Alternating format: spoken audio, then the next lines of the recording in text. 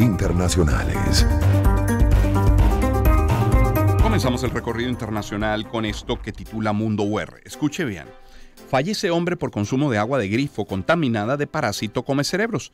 Un hombre residente en el condado de Charlotte, en la costa suroeste de la Florida, en los Estados Unidos, murió a consecuencia del probable consumo de agua de grifo que contenía la microscópica ameba comecerebros, conocida científicamente como Naegleria fowleri.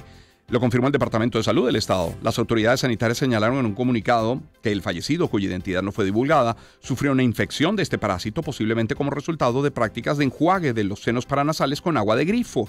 Se está realizando una investigación epidemiológica para comprender las circunstancias específicas de la infección de esta ameba parásita.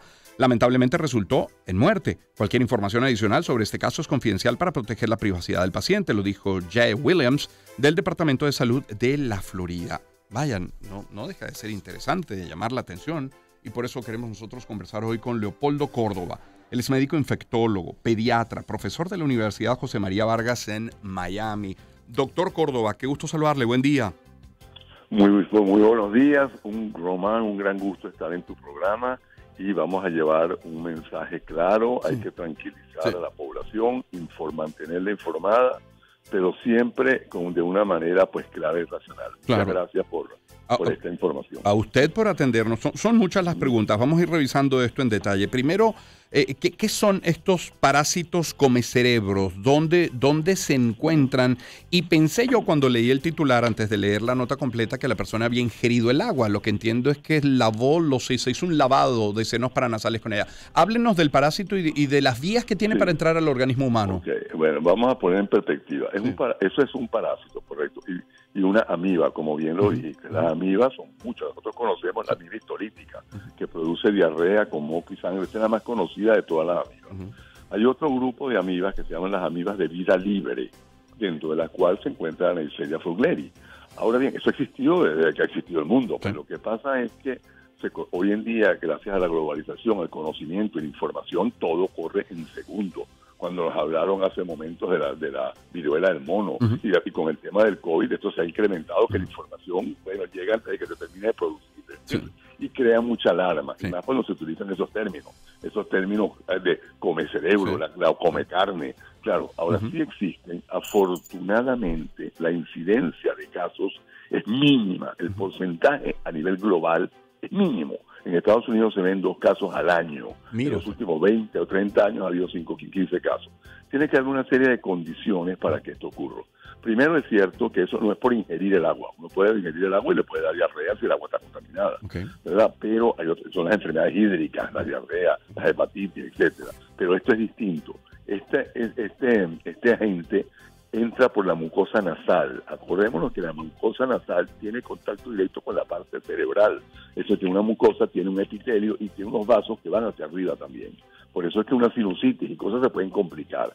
Pues esta Neisseria tiene una característica, que vive en aguas calientes, en aguas cuando empieza el verano, en aguas tibias, en riberas de ríos, puede haber en estanques, puede haber en lagos, puede haber inclusive en piscinas. Es excepcional, porque las piscinas se supone que son tratadas con cloro y el agente se destruye por el cloro.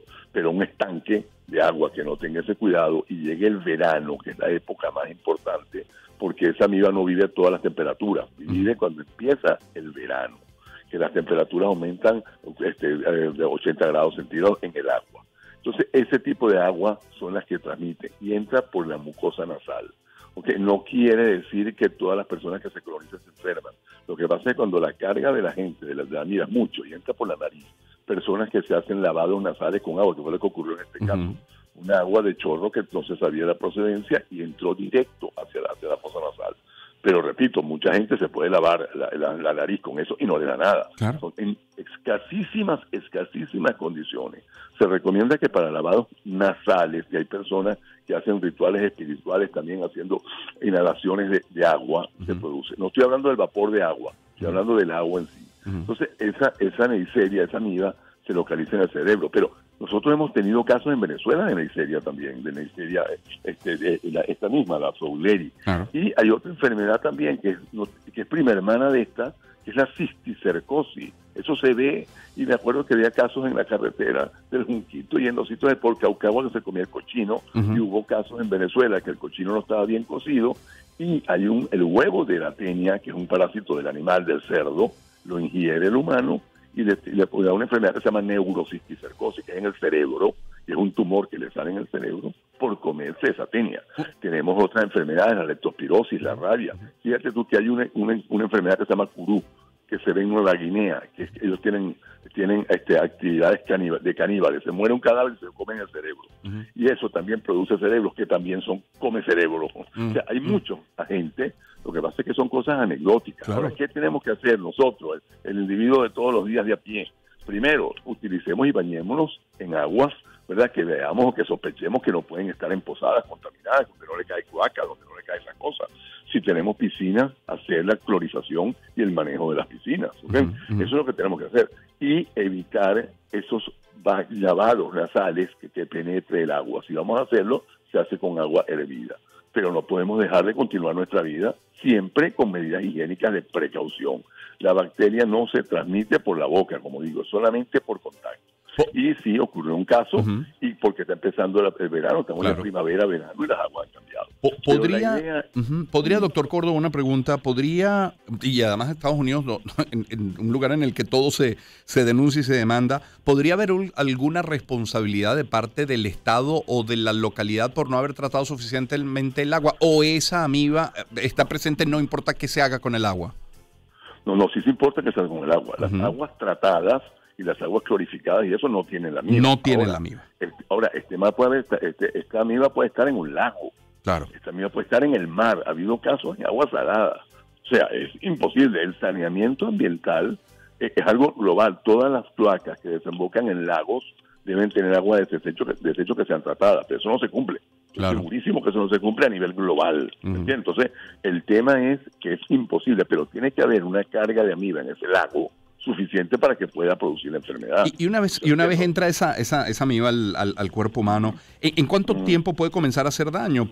O sea, lo pregunto para saber si hay manera de detectarla, si hay algún síntoma previo. O sea, sí, como no es previo, no hay ningún síntoma. El síntoma viene después. Una persona que empieza con un malestar, empieza fiebre, dolor de cabeza, malestar como cualquier cosa. No, me refiero a previo antes que sea irreversible, como en el caso de este señor, ¿no? Es que el tema es que la enfermedad es muy violenta. Muy violenta. Extremadamente agresiva. Claro. Y los diagnósticos, no existe un test como el del COVID, que uno se lo haga y en una hora ya tenga la respuesta. Aquí tiene que tener el paciente una meningitis. Lo primero, el paciente tiene clínica de meningitis, le duele la cabeza, o tiene convulsiones, o tiene una fiebre altísima, tiene rigidez de nuca, pérdida de conocimiento. Es un paciente que está en un hospital porque se siente mal y está hospitalizado por meningitis. Dentro del despistaje de la meningitis, de los exámenes que le hacen, estudian muchos agentes infecciosos, bacterias, virus, tal. Y cuando sale la Naegleria ahí, que la ponen en el panel diagnóstico, es que dicen esto es una Naegleria. Y hay que ponerle entonces antibióticos, azithromicina, y le ponen también fluconazol y varios tratamientos. Pero el diagnóstico no hay manera de hacerlo, ni de prevenirlo, ni de ponerlo precoz. Un tratamiento precoz no, porque no se tiene el diagnóstico. Y el diagnóstico se hace con 3 o 4 medicamentos. Pero son todos pacientes que empiezan con un cuadro que hay infección cerebral, meningitis, que es típico de las envolturas que cubren al cerebro y dan rigidez de nuca, dan problemas en la visión, problemas de conciencia, un dolor de cabeza horrible, pueden dar deshidratación, en fin, son pacientes muy sintomáticos. Ahora, la moraleja o el mensaje que queremos dar es que nosotros tenemos que seguir viviendo y tenemos que tratar de evitar muchas enfermedades infecciosas que existen. Y ahorita, por el tema del recalentamiento global, por los temas de las condiciones higiénicas de muchas ciudades, de la falta de agua, de electricidad, de servicio, hay mucha emergencia de los terremotos que hubo en Siria. Todo eso hace que haya mucho más enfermedades. En Venezuela vemos que por toda la tala y todo lo que ha pasado con los árboles en la Amazonia y en eso, ahora hay fiebre amarilla y hay paludismo que no se veía en las ciudades. Todo eso se debe a esos cambios ecológicos, ¿entiendes? Y por ahí hablan de la gripe aviar que puede volver. O sea, en fin, la Organización Mundial de la Salud vigila diariamente todas esas cosas. Y existen protocolos para el manejo de cada una de esas enfermedades. Ahora, nosotros lo que tenemos que hacer es, primero, estar atentos a las informaciones. Me parece excelente esta vía. Y segundo, tomar las medidas básicas de higiene en nuestro hogar. Lavarlos, las manos, preparar los alimentos adecuadamente, hervir los alimentos, evitar el riesgo de contaminaciones. Y hay muchas enfermedades también que son por contaminaciones ambientales, ¿verdad? Por contaminaciones de humo, de fábricas, eso también produce enfermedades.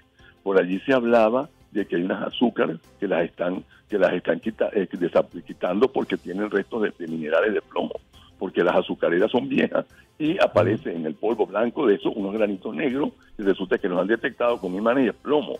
Eso puede ocurrir en una fábrica de alimentos por X cosa. Aquí en Estados Unidos hubo una contaminación de unas leches para niños con una bacteria también. ¿Cómo no? Claro. O sea, eso existe, seguirá existiendo, pero nuestra función es educar, orientar a la población y las familias y los padres pues tener criterio racional en el consumo de agua y alimentos. Claro, por cierto, lo de la fórmula para bebés generó no solamente escasez en Estados Unidos, en varios países de la región. Doctor, la gran conclusión podría ser, qué buena que es el agua, pero cuánto daño nos puede hacer si no se trata, ¿no? Si no lo usamos de manera correcta.